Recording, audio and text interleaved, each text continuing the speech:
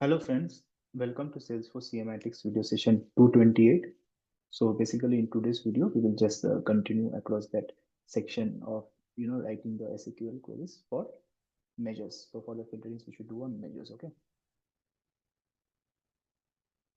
So let's continue. Last video we had done for dimensions. This video we will do for measures. I hope you already have the opportunity data set in handy with you. So here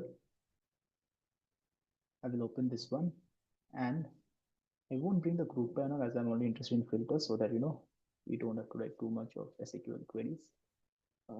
Here, amount. Now, as you can see, when it comes to amount, you have all these functions, right? Equals, does not equal, less than, greater than. Okay. So let's say I choose something like, for example, like, uh, okay, let's say I choose something like greater than. Fine. So let's say I write greater than 50,000. Okay. I write greater than 50,000, the amount, and what I will write is, I will also write the expected amount. Let's say, uh, I write less than or equal to, fine, and I give some values. For example, let's say 1 lakh, okay? So I give it as 1 lakh. Now I have applied filters on two ways, okay? One is amount more than 50,000 and expected amount less than equal to 1 lakh. So let me first of all write this thing.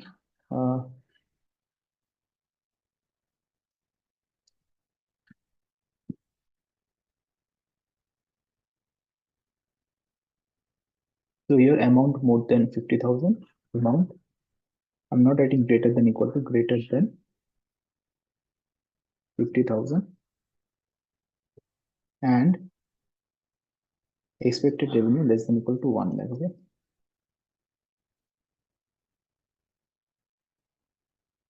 Less than or equal to,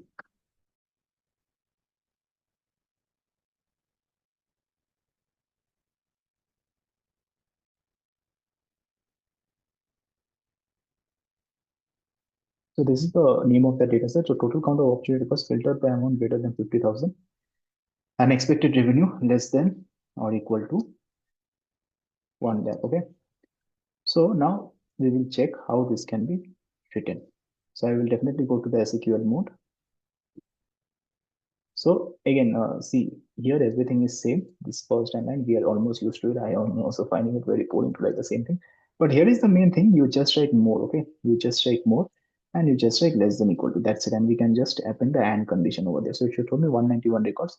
So now we will do this, and the field names, of course, I know one is amount, one is expected revenue. Okay, that is fine. So let's start. Fine. So Q equal to load, Q equal to filter, Q by, this always remains the same, Q equal to group Q by all, sorry,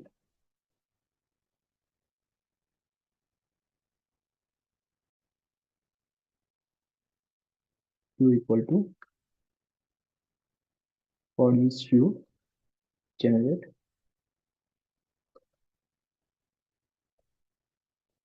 count of Q as A,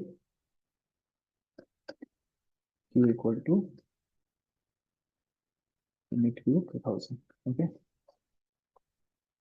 so I will write this dataset name over here, filter Q by, and what I'm going to write is I'm going to write the field name, which is amount.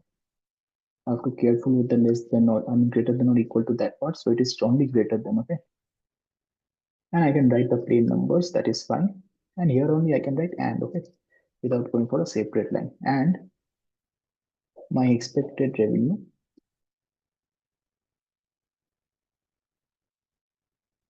it is less than equal to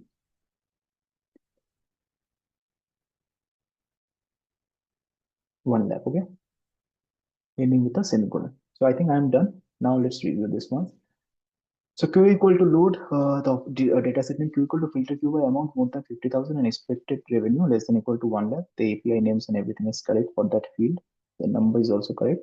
Q equal to group QL. For each you generate this one. Okay. So let's now try it out.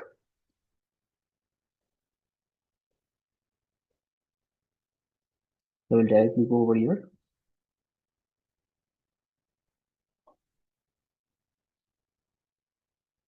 And I will just paste it. Okay. And let me run the query.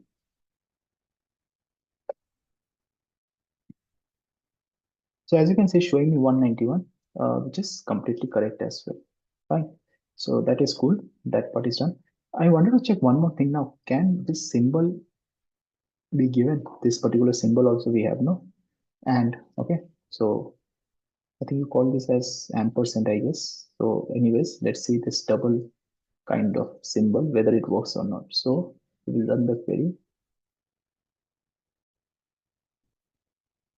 Yeah, so one thing to remember is you can also give this particular symbol. Okay, that is something to remember. Fine. Now let's try something with or conditions maybe. Okay. So what I will do is I will go to this filter once again, and maybe right now instead of greater than, I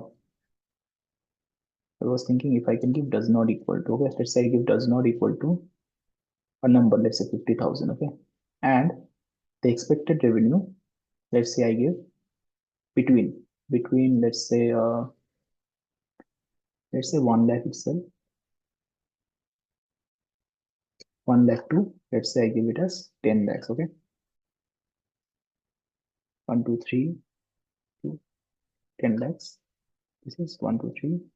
Okay, so I'm giving the expected revenue between this, and what I will do is I will go for or condition right now. So that filter logic, I will just go for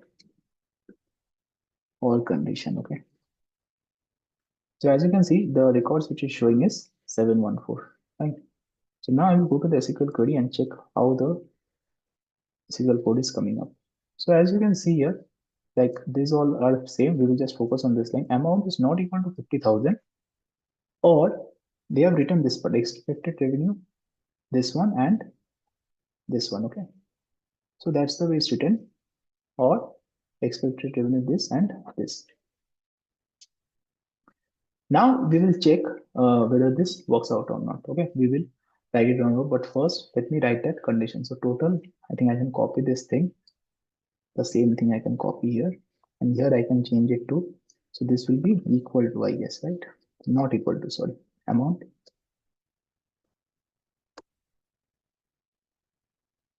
not equal to this, and expected revenue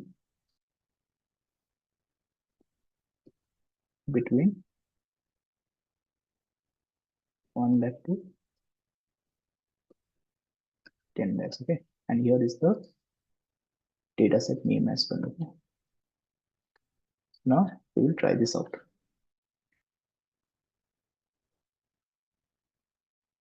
So let's see how this can be written. So the total count of opportunity records filtered by amount not equal to 50,000 and expected revenue between 1 lakh to 10,000. Something we are like something which we have worked out over here as well. Okay. Now, whenever it comes to between the numbers are included, that is something I told you earlier as well. That is something to keep in mind. Okay. So now let's try this functionality. So firstly, q equal to load,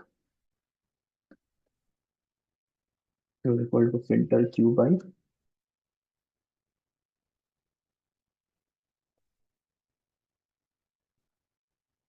q equal to group q by all, q equal to for each q generate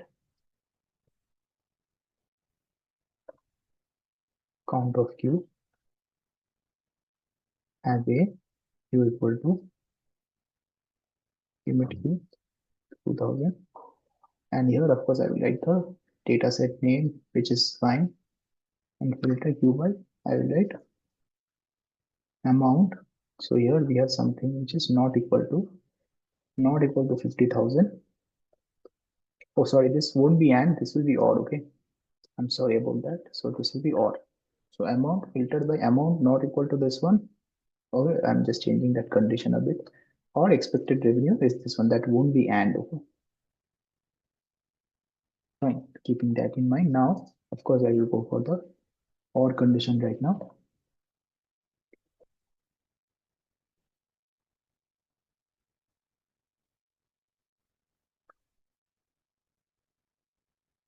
So because it's between, I have to input the numbers. So it is,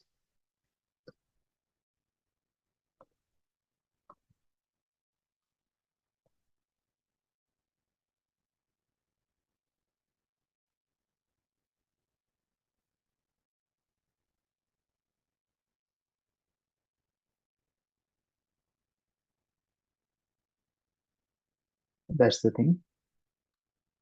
Let's review this one. Q equal to load this data set. Q equal to filter Q by amount not equal to this or expected revenue more than equal to. I hope the number is fine. Yeah, 1 lakh. And here this is, yeah, this is 10 lakh. And yeah, that's it. Let's copy and paste this one.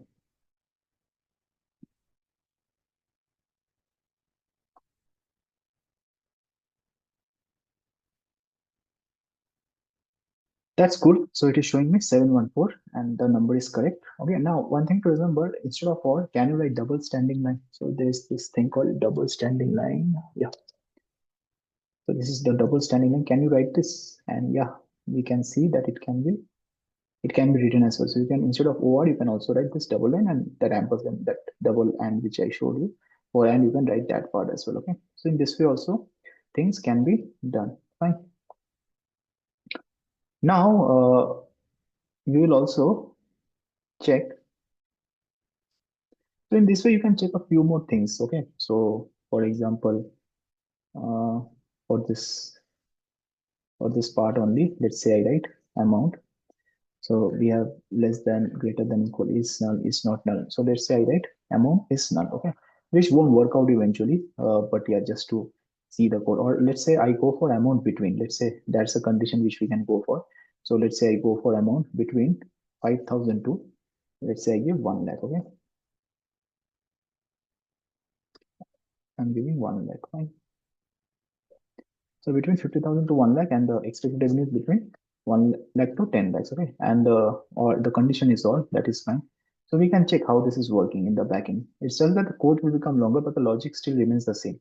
So as you can see here, this amount, okay, this particular whole thing and is being computed. And after that, you again have this computation of and. So the and will always, happen first. So the computation of and is going to happen first. So that's why, this whole thing will be first checked upon, and then of course this whole thing will be checked upon, and whatever the results comes up, then the or will map over here. Okay, so that's the way to go about. Fine. And here, if I just change this condition to, let's say, and, okay, then also we can see how the logic works out. So let's say instead of or, if I go for and,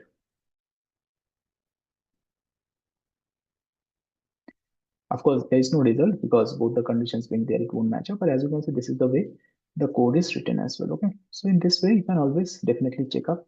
One thing what I observed is that once you change that logic, I think probably that and comes up automatically. I guess so. So let's see that once again. So for example, I'm going to filters, and here for amount, let's say I give something like, let's say less than whatever the number, let's say 50,000. Okay. I click on apply, and here I also go for expected revenue, expected amount. And here also, let's say I go for something like greater than, for example, okay, greater than, I go for 1 lakh, okay, greater than 1 lakh. Now, if you observe over here, by default, it is and, right? By default, if you see, it is and, which is fine. Now, if I go over here, this is coming as a two separate line. Now, what I will do is I will change this to or, okay? I will change this to or, and now what I will do once again, I will change this to and as well, okay? Now if I click on apply, I think probably the code is going to not come in two different lines, it's going to come in the same line. As you can see here, the way we are doing, it's automatically done right now. That means by default, you will have it in two separate lines when you give an AND condition. But once you change something, the filter logic, it kind of maps in one line. Okay, so yeah, that's it about this. In next video we will continue with the filtration on date part.